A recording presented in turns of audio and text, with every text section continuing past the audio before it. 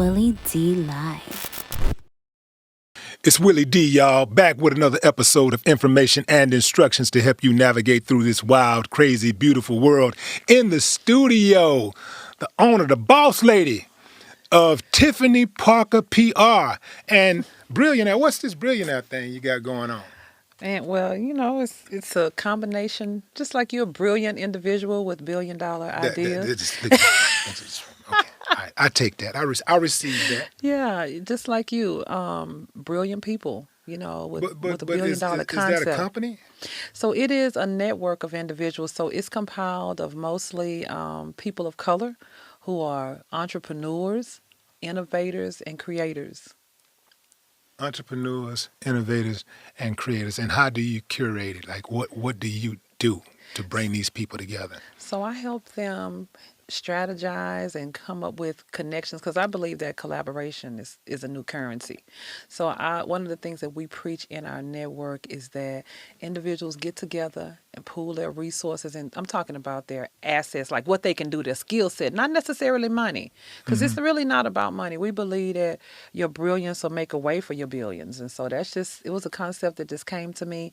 I started talking to people about it. It was like, yeah, my brilliance ain't doing enough for me, and so I was like, well, let's maximize it. And so it's about 75, 80 of us. And it's just 75, 80. that's about 75 or 80 that's a people. good number. Yeah, and it's compiled of people who have doctorates, people who have patents, people who have trademarks, individuals with LLCs, people like you in the community who are esteemed leaders. That's what it is. And how often do you have events?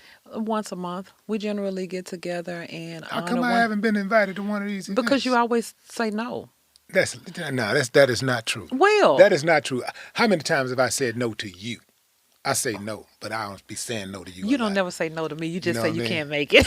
You have never told me no. I'm not gonna lie. You've never told me no. But if I promise can you. make it, I'll pull up. Yeah, you will. I'll You pull will. up. You always did. You've always I'll supported pull up me for from Tiff. day one. You will. I'll pull up for Tiff and Since say high it. school. And say it. Yeah, you will. What's up, You were Sid? at my wedding 18 That's years right. ago. That's right. Yeah, you were. That's right. We've been kicking it a long time. Yeah. And it's always been nothing but solid. I can't having this conversation with you is actually nostalgic. Yeah. I really don't get to see people who I started with in the business do what you're doing. Yeah. Yeah. You know what trips me out? I was thinking about you before I came in here, and I was It's like, nice to man, be thought of, bro. I was like, Tiffany, every time I let some time go by and I don't talk to you, you're doing something else. You got something else going. I mean, like, if I let enough time go by, it's like the last time I checked, you was a restaurateur, and then the next time, you're working as the General custom, manager. you're the custom agent facilitator for the U.S. government or something. I don't know. Like, what's in your bio? It talked about you working in many capacities. What are some of the job titles and that you've had, and some of the professional people that you work with? Oh my goodness.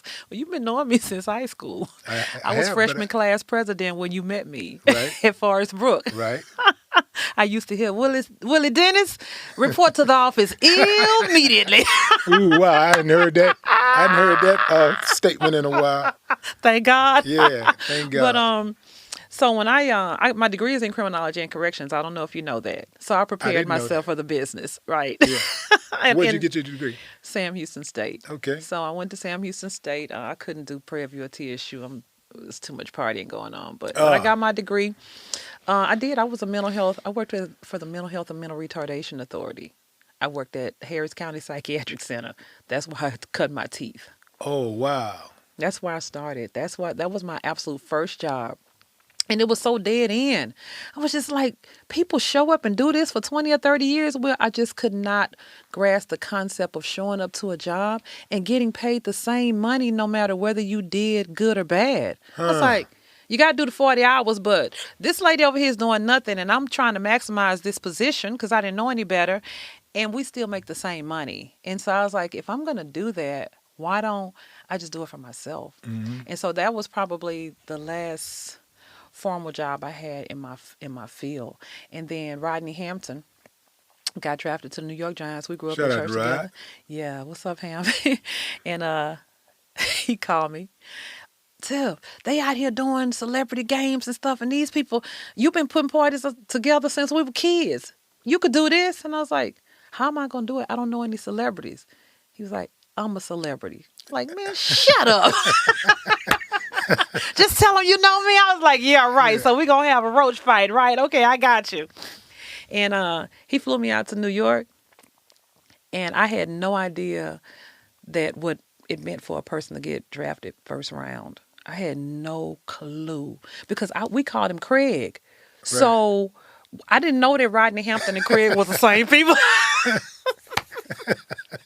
And so I get to New York, and of course he flies me into Newark, right? I'm like, you have $167 extra to fly me out to New York?